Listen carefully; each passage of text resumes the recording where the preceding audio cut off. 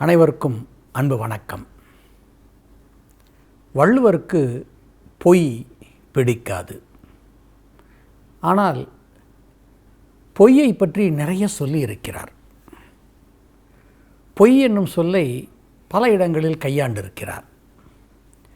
அதில் சில பகுதிகள் அந்த பொய்யை கொண்டு அவர் கையாள்கின்ற அந்த கருத்து படிப்போர் மனத்தை கவரும். ஒரு இடத்தில் சொல்கிறார், ஒழுக்கம் என்பது உண்மையானதாக இருக்க வேண்டும், அது மெய்யானதாக இருக்க வேண்டும். போலியாக ஒரு ஒழுக்கம் இருப்பது போல நடிக்கக்கூடாது. அதற்கு அவர் சொல்கிற போது பொய் தீர் ஒழுக்கம் என்று அவர் சொல்வார். சிரிப்பு, எல்லோரிடம் கலந்து சிரித்து பழக வேண்டும். ஆனால் சில சமயம் கேலி செய்வது போல பழிப்பதை மனத்திலே கொண்டு சிரிப்பதும் உண்டு. அது நண்பர்கள் சிலரிடம் உண்டு. அது ஒரு தீய குணம்தான். என்ன என்று சொன்னால், மறைவாக தனியாக போய் சிரிப்பார்கள், சிலரிடம் சொல்லி சிரிப்பார்கள். ஆனால் அவர் முன்னே இருக்கிற போது அவரை பாராட்டி பேசுவார்கள். இதுவும் உண்டு. இது பொய்த்து நகைத்தல் என்பார், பொய்யாக சிரித்தல். விளக்கு, விளக்கு என்றால் வெளிச்சம் போட்டு காட்டுவது தான் விளக்கு. தெளிவுபடுத்துதல், மறைந்திருப்பதை வெளிப்படுத்துதல், அது விளக்கு. இந்த விளக்கிலேயே சிறந்த விளக்கு எது என்று வள்ளுவரை கேட்டால் பொய்யா விளக்கு என்று அவர் சொல்வார். அதைப் போலவே வேறொரு இடத்தில் ஒன்று சொல்வார். காய்வு என்றால் கோபித்து கொள்ளுதல். சில நேரங்களில் சிலர் அந்த சூழலுக்கேற்ப பொய்யாக கூட கோபம் கொள்வார்கள் இல்லையா? அதனால் அதை அவர் பொய்க்காய்வு என்று சொல்வார். பாருங்கள், எத்தனை விதமாக இந்த பொய்யை அவர் பயன்படுத்துகிறார். பொய் எப்போதும் உண்மையாகாது. பொய் வேறு, உண்மை வேறு. ஆனால் ஓரிடத்தில் பொய் கூட உண்மை போல இருக்கும். அதையும் அவர் சுட்டி காட்டுகிறார். பொய்மையும் வாய்மை இழத்த என்று அங்கே அவர் சொல்வார். இப்படி பொய் தொடர்பாக எத்தனையோ இருக்கின்றன அவர் காட்டுகிற இந்த முறையிலே. தழுவுதல் என்பதற்கு முயக்கம் என்று பொருள். ஒருவர் இன்னொருவரை தழுவிக்கொள்வதற்கு பேரு முயக்கம். இது தம்மையே விற்கின்ற மகளிரை கட்டி தழுவுவது என்பது அதுவும் ஒரு பொய் தானே. அவள் உண்மையான அன்போடு அந்த பெண் தழுவிக்கொள்வதில்லை. அதனால் அதை பொய்மை முயக்கம் என்பார். இப்படி வேண்டிய இடங்களில் பொய்யை அவர் அடையாக பயன்படுத்தி அதற்கான ஒரு விளக்கத்தை தருவார். அதெல்லாம் அந்த பகுதியெல்லாம் படித்து பார்ப்பதற்கே சுவையாக இருக்கும். எது பொய், எதெல்லாம் மெய் என்பதை இரண்டையும் அவர் வேறுபடுத்தி காட்டிய இடங்கள் உண்டு. வாய்மை என்ற அதிகாரம் அவர் எழுதியிருக்கிறார். ஆனால் பொய்மை என்ற அதிகாரம் அவர் எழுதவில்லை. வாய்மையின் சிறப்பு இதையெல்லாம் எடுத்துச் சொல்கின்ற வள்ளுவருக்கு இதையும் சொல்லியிருக்கலாம். ஆனால் எங்கெல்லாம் இந்த பொய்மையை பார்க்க முடியுமோ அங்கெல்லாம் இந்த பொய் எல்லாம் இப்படி இருக்கிறது என்று அடையாளம் சொல்லி காட்டுகிறார் வள்ளுவர். ஒழுக்கம், அதை நல்ல ஒழுக்கமாக இருப்பது சிறந்தது. ஒழுக்கம் உடைமை என்று அதையே ஒரு பெரும் பொருளாக உடைமையாக சொல்லியிருக்கிறார் வள்ளுவர். ஆனால் நமக்கு வேண்டாத ஒழுக்கம் உண்டு, அது கூடா ஒழுக்கம். இது குறிப்பாக பொய்யாக வேடமிட்டு நல்லவனாக நடித்து ஊரையும் பலரையும் உலகையும் ஏமாற்றுபவர்களை அடையாளப்படுத்தி காட்டுவதற்கு அந்த அதிகாரமாக கூடா ஒழுக்கம் என்று தனியாக போட்டிருக்கிறார். ஆனால் இந்த ஒழுக்கத்தை பொய் இல்லாமல் இருப்பது, இந்த ஒழுக்கத்துக்குள் பொய் இருக்கக்கூடாது. பொய்மை எங்கேயும் அடையாளம் காணக்கூடாது. உண்மையான ஒழுக்கம், அதை அவர் பொய்தீர் ஒழுக்கம் என்பார். இப்போது நம்முடைய துறவிகள் எப்படியெல்லாம் ஒரு காலத்தில் இருந்திருக்கிறார்கள். ஆனால் வள்ளுவர் காலத்திலும் கூட மிக அரிதாகத்தான் சில பொய் துறவிகளும் இருந்திருக்கிறார்கள். வள்ளுவர் உண்மையான துறவிகள் ஒரு பக்கம் இருக்கட்டும், ஆனால் பொய் தவ வேடதாரிகள் இருக்கிறார்கள் அல்லவா, அவர்களை அடையாளம் காட்டுவதற்கு சில செய்திகளை அந்த கூடா ஒழுக்கத்தில் சொன்னவர்.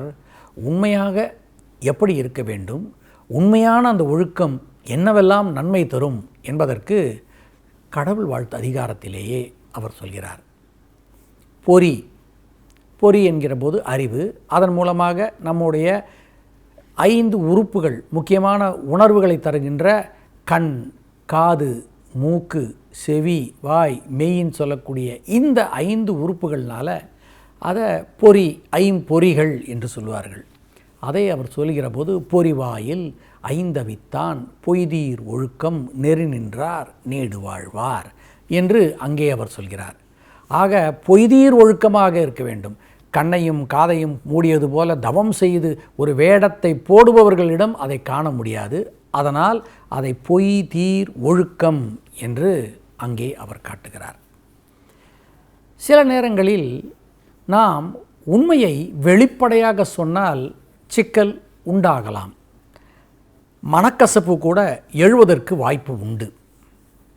அதுபோல நேரங்களில் நம்மை எதிர்நோக்கி காத்திருக்கிற ஒருத்தரிடம் பதிலாக சொல்லுகின்ற போது உண்மையை பட்டவர்த்தனமாக சொல்லிவிட்டால் கேட்பவருக்கு மனக்கசப்பு உண்டாகும் அல்லவா.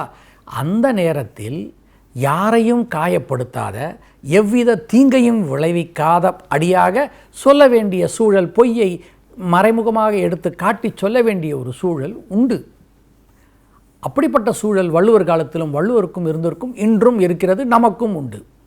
ஒருவர் விருந்தினராக நம் வீட்டுக்கு வருகிறார் என்றால் அவருக்கு ஏதோ ஒரு உணவை நாம் தருகிறோம்.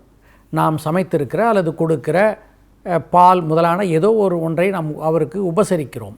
அப்படி தருகின்ற போது அதனுடைய சுவை குறைவாக கூட இருக்கலாம். போதிய அளவுக்கு அவருக்கு அதில் இனிப்பு இல்லாமல் இருக்கலாம், அல்லது அதிக கசப்பு இருக்கலாம். ஆனால் வந்தவர் நம்ம கேட்குற போது அவங்ககிட்ட என்ன சொல்லுவாங்க, எப்படிங்க இருக்குது, நல்லா இருக்கா அப்படின்னு கேட்டாக்க, இந்த தேநீர் எப்படி சுவையாக இருக்கா அப்படின்னு கேட்டாக்க அது சுவை இல்லாமல் கூட இருக்கலாம்.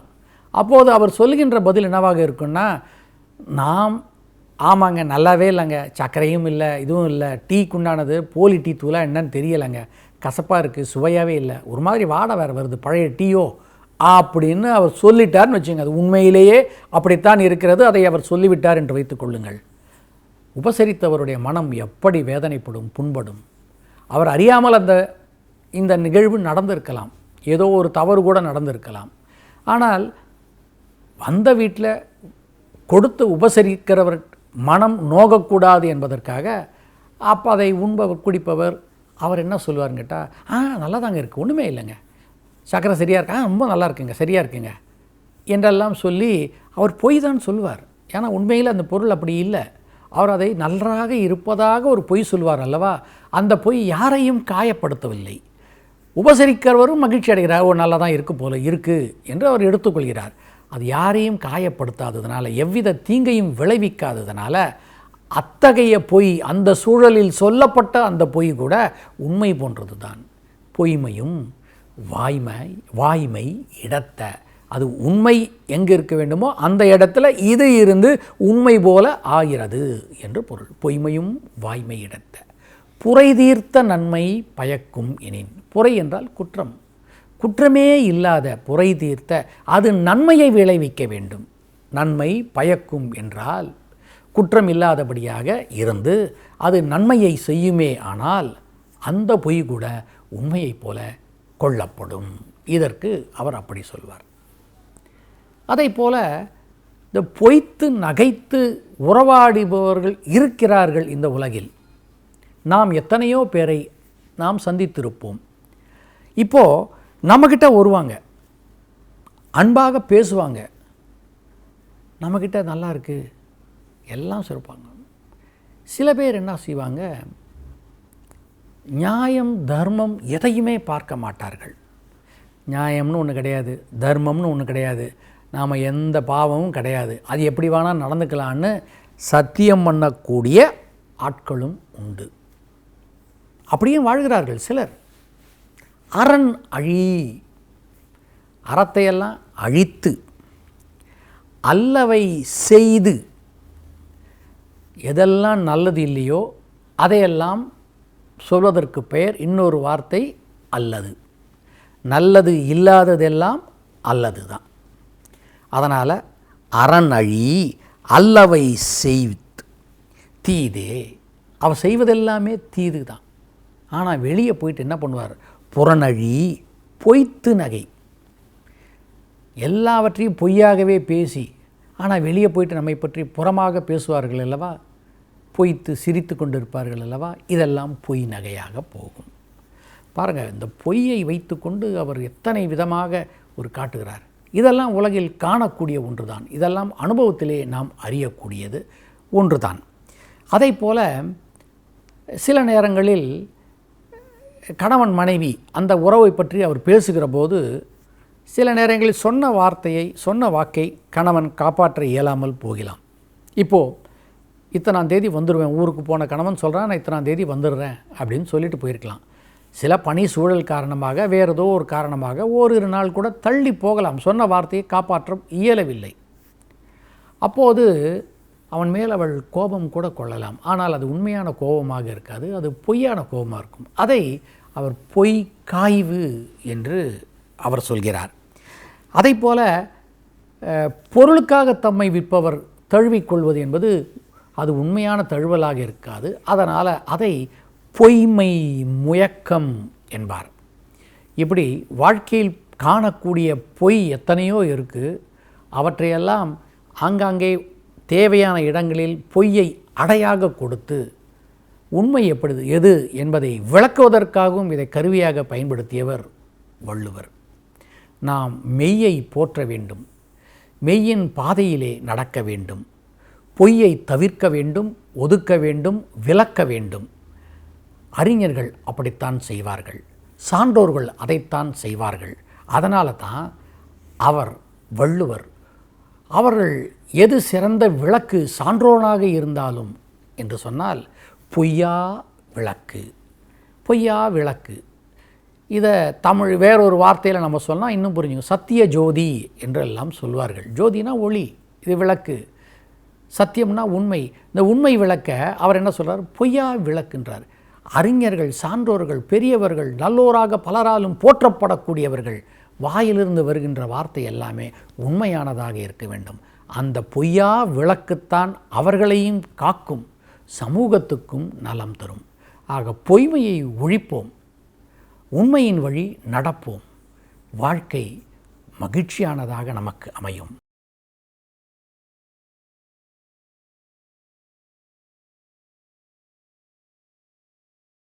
உலகம் எத்தனையோ சிக்கல்களை அவ்வப்போது சந்தித்து கொண்டு தான் இருக்கிறது. சிலரை மட்டுமே பாதிப்படைய செய்யும். ஆனால் மிக அரிதாக உலகத்தில் பலரையும் துன்புறுத்தக்கூடியதாக சில நிகழ்வுகள் ஏற்படுவது உண்டு. கலை அலை எத்தனையோ உண்டு. அத்தனையும் எடுத்துக்காட்டு கொண்டு சொல்கிறேன். கடல் அலை இருக்கிறது, அது அழகாகத்தான் இருக்கும், எத்தனை முறை பார்த்தாலும் அலுப்பதில்லை. இந்த அலை மெல்ல அது காலை வருடி செல்கிற போது நாம் மகிழ்கிறோம். சில நேரங்களில் அந்த கரையை கடந்து அந்த எல்லையை தாண்டி ஊருக்குள்ளே வந்துவிட்டால் சுனாமி என்று அலறுகிறோம். அழகாக இருக்கிற வரைக்கும் அது அழகாக தெரிகிறது. அப்படி ஒரு பெருங்கடல் பொங்கி ஊரையே அது உண்ணத் தொடங்குகிறது. கடல் கோள் என்று சொல்கிறோம், சுனாமி என்று சொல்கிறோமே. இது வருகிற போது ஒரு பெரும் துன்பம்தான் பெரும் மக்களுக்கெல்லாம். அண்மையில் சில ஆண்டுகளுக்கு முன்னால் ஒரு வேண்டாத ஒரு நோய் தொற்று வந்து உலகையே ஆட்டி படைத்தது. உலகம் முழுவதுமே பெரும் சிக்கல் ஏற்பட்டது. கொரோனா என்று அதற்கு பெயர். எத்தனை பேர் மடிந்தார்கள், எத்தனை பேர் அச்சத்தோடு வாழ்ந்தோம், இதெல்லாம் நாம் பார்த்தோம். கோடிக்கணக்கிலே பணம் இருந்தாலும் அந்த பணம் பெரும்பாலும் காப்பாற்றுவது இல்லை அவர்களை என்பதற்கு நல்ல சான்று இந்த கொரோனா நோய் தொற்று வந்தபோது பலரும் பார்த்தோம். தேடிய செல்வமெல்லாம் அவர்களுக்கே அது பயனில்லாமல் போனது. சரி, இதனால் என்னெல்லாம் நிகழ்ந்தது? வீட்டிற்குள்ளேயே முடங்கி கிடந்தோம். வீட்டை விட்டு வெளியே செல்வதற்கு எத்தனை பேர் அஞ்சினோம். சரி, அஞ்சிக்கொண்டே வீட்டிலேயே முடங்கி கொண்டால் வாழ்க்கையை எவ்வாறு நாம் நடத்துவது? எத்தனையோ தேவைகள் உண்டே, உண்ண வேண்டும். அடிப்படை தேவைகளில் ஒன்று உண்ணுதல். உண்ணத்தான் வேண்டும். பாருங்கள், இந்த பெரும் தொற்று வந்தபோது எத்தனை வணிகர்கள் பெரும் தொல்லைக்கு உள்ளானார்கள் என்று நீங்கள் பார்த்திருப்பீர்கள். எத்தனையோ பொருள்களை உற்பத்தி செய்கிறார்கள். ஏன், கைபேசி என்கிற ஒன்று இருக்குன்னா அந்த நிறுவனம் அப்போது தற்காலிகமாக செயல்படவில்லை. ஏன்னா உழைப்பாளிகள், தொழிலாளிகள் அங்கே வர வேண்டும். அதற்கான வாய்ப்புகள் இல்லை. வீட்டை விட்டு வெளியே வர முடியாது. இப்படி எத்தனையோ தொழில்கள் இருக்கின்றன. கோடி கோடியாக பொருள் ஈட்டியிருக்கலாம். இத்தனை ஆண்டுகள் அவர் செய்த பணியினாலே பல்வேறு விதமான பணிகள் இருந்தன. ஆனால் எல்லோருமே வீட்டிற்குள்ளேயே முடங்கி கிடந்தோம். ஆனால் உண்ணத்தானே வேண்டும். அப்போது நமக்கு உணவை தந்தவர்கள் யார்? கண்டிப்பாக உழவர்கள்தான். உழவர்கள் இல்லையேல் நாம் பிழைத்திருக்க முடியுமோ? கொரோனாவையும் தாண்டி நம்மை காத்தவர்கள் உழவர்கள்.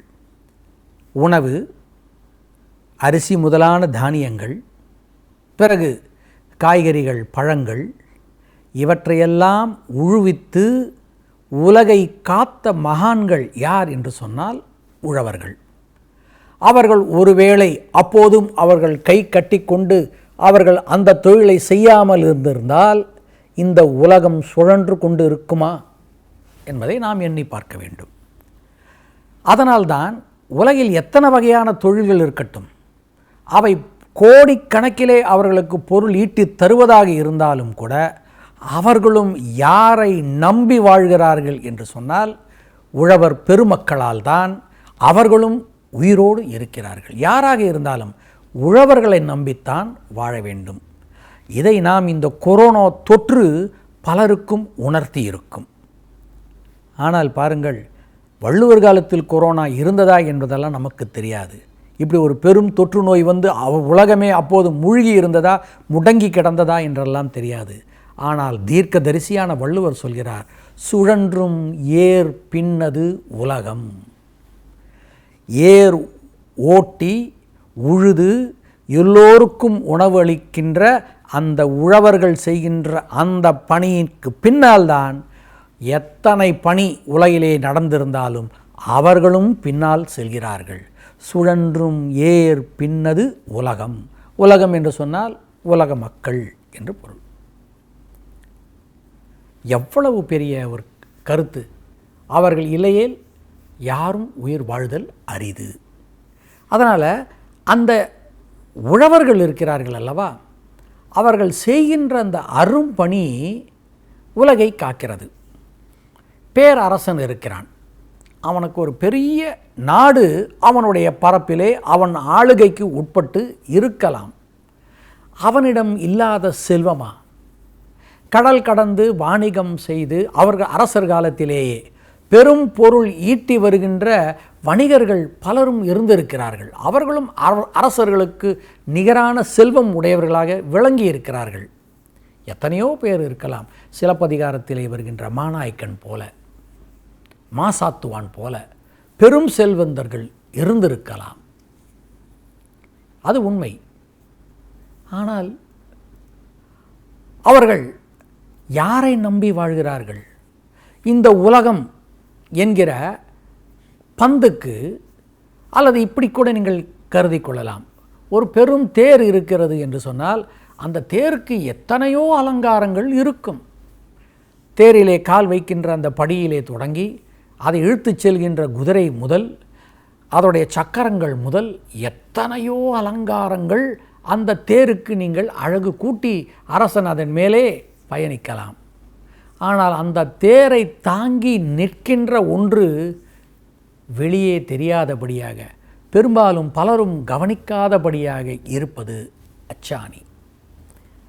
அந்த அச்சாணி போல இந்த உலகம் சுழல்வதற்கு காரணமாக இருந்து நம்மை காப்பவர்கள் யார் என்று சொன்னால் உழவர் பெருமக்கள். அதனால்தான் வள்ளுவர் சொல்கிறார், சுழன்றும் ஏற்பின்னது உலகம் என்று சொல்வது போல இந்த உழவர்களே அச்சாணி போல இருக்கின்றார் என்கிறார் வள்ளுவ பெருமார். உழுவார் உலகத்தார்க்கு ஆணி என்கிறார். ஆணி என்றால் இந்த இடத்துல அச்சாணியின் பெரு. யாருக்கு? இந்த உலகத்தார். உலகம் முழுவதும் யார் இயங்கினாலும் சரி அவர்களுக்கு ஆணி போல் இருந்து இதை பெரும் பணியை செய்து அவர்கள்தான் உலகை காக்கிறார்கள். அதை மட்டுமா அவர் சொல்கிறார்? அதற்கு தொடர்ந்து அவர் பின்னால் இன்னும் சில செய்திகளை சொல்லிக் கொண்டு போகிறார். உழவர்களுக்காகவே தனியாக ஒரு அதிகாரம் எழுதி உழவர் பெருமக்களை அவர் போற்றி பாடுகிறார். அதையெல்லாம் நாம் எண்ணி பார்க்க வேண்டும். இந்த உழவர் பெருமக்களை எந்த காலத்திலும், அந்த பொங்கல் நேரத்தில் மட்டும் உழவர் தினம் என்று கொண்டாடிவிட்டால் மட்டும் போதாது, அந்த பெருமக்கள் செய்கின்ற அந்த சேவையை இன்னும் செய்வார்கள். எத்தனையோ பேர் இருக்கிறார்கள், செய்வார்கள், தொடர்ந்து செய்வார்கள். அவர்களுடைய பெரும்பணியை நாம் எப்போதும் மறத்தல் ஆகாது. உழுதுண்டு வாழ்வாரே வாழ்வார், மற்றெல்லாம் தொழுதுண்டு பின் செல்பவர். ஆக உழவருடைய பெரும் பணி, அவர்கள் செய்கின்ற இந்த உலகை இயக்குகின்ற பெரும் அச்சாணியாக இருந்து நம்மை காக்கிறார்கள். வள்ளுவர் அதனை உணர்ந்திருக்கிறார். அதனால்தான் உழவரை போற்றி அவர் வணங்குகிறார், போற்றி உரைக்கிறார். அரசன் அவனுடைய ஆளுகைக்கு கீழே அவனுடைய நாடு இருக்கும். அவன் எப்படி இந்த தன்னுடைய நாட்டை எவ்வாறு காக்கிறானோ அதை போலத்தான் உழவர்களும் இந்த உலகத்தை காக்கிறார்கள். அரசனும் உழவனும் சமம் என்பது வள்ளுவருடைய பார்வை. அதனால்தான் அவர் எழுதுகிறார், உழுதுண்டு வாழ்வாரே வாழ்வார். இவன் மட்டும்தான் வாழறான், இவரால் தான் மற்றவர்களும் வாழ்கிறார்கள். மற்றவர் எல்லாம் என்ன தொழில் செய்தாலும் அவர் பின்னாலே போக வேண்டியது தான் என்கிறார் வள்ளுவர். உழவரை போற்றுவோம், உண்மையாய் இருப்போம். நாம் எப்போதும் அவர்களுக்கு நன்றி கடன் செலுத்த கடமைப்பட்டுள்ளோம் என்பதை எண்ணுவோம்.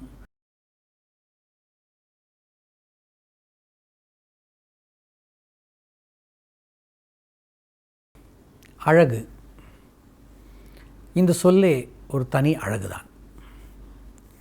எத்தனையோ அழகுகள் இந்த உலகில் உண்டு. மயில் தோகை விரித்து ஆடுகிற போது மயங்காதவர் எவரேனும் உண்டோ? யானையை எத்தனை முறை பார்த்தாலும் அலுப்பது உண்டோ? அந்த கரையிலே போய் நின்று கடலை பார்க்கிற போது ஏதேனும் அலுப்பு உண்டா? இதுபோல் எத்தனையோ உண்டு அழகு. இந்த அழகு மனத்தை கவரும், அதெல்லாம் ஒரு பக்கம்.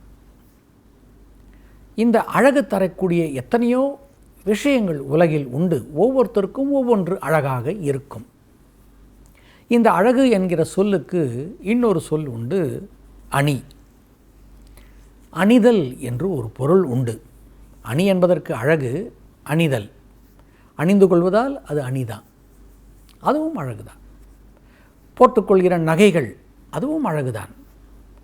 ஆனால் ஒரு நாடு என்று சொல்கிற போது நாட்டுக்கு எது அழகு என்கிற ஒரு கேள்வி வரும். எத்தனையோ செய்திகள், இதெல்லாம் ஒவ்வொன்று தேவை என்பார்கள். ஆறில்லா ஊருக்கு அழகு பாழ் என்பார் ஔவை. ஆறு ஒரு ஊரில் இல்லைன்னா அந்த ஊருக்கு, அந்த நாட்டுக்கே அது அழகில்லாமல் போய்விடும்பார். அப்போது நாட்டுக்கு தேவையானது ஆறு என்பது அவருடைய கருத்து. அதுபோல் நாட்டுக்கு எதெல்லாம் அழகு தரக்கூடியதாக இருக்கும், எந்த நாடு அழகு மிகுந்தது, இதையெல்லாம் ஒரு கேள்வியாக வள்ளுவர் மனத்திலே எழுந்திருக்க வேண்டும். அதற்கு அவர் பட்டியல் இடுகிறார்.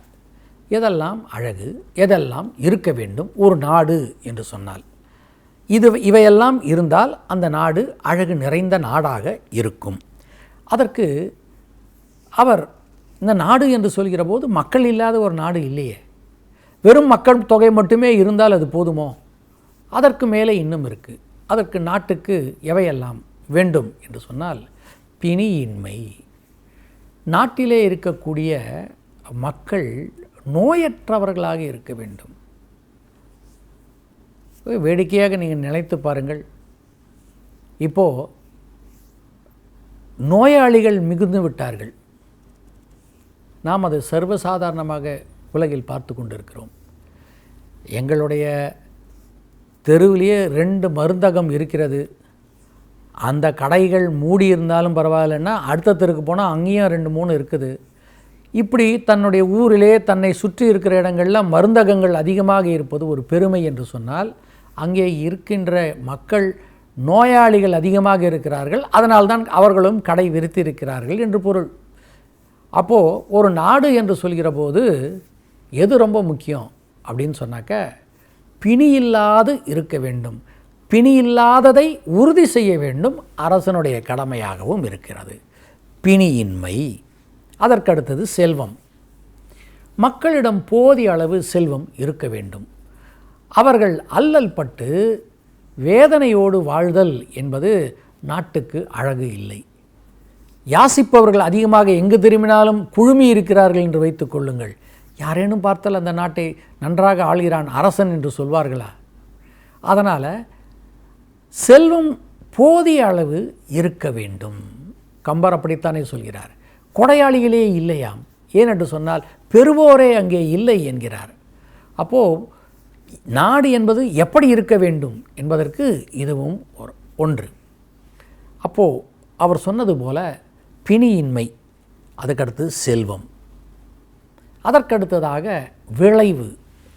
விளைவு என்று சொன்னால் இன்றைக்கி பேச்சு வழக்கில் சொல்ல வேண்டும் என்று சொன்னால் உற்பத்தி. அன்றைக்கு தேவையான என்னென்ன பொருள்கள் தேவையோ அந்த உற்பத்தியை செய்கின்றது எல்லாமே விளைவு. குறிப்பாக விவசாயம் என்று சொல்லக்கூடிய உழவு தொழிலிருந்து விளையக்கூடிய உணவு தானியங்கள், போதிய அளவுக்கு மக்களுக்கு உணவு தானியங்கள் கிடைக்க வேண்டும்.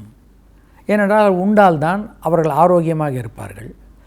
அதனாலே அவர் நோய் இல்லாமல் இருக்கலாம், மக்களும் மகிழ்ச்சியோடு இருக்கலாம்.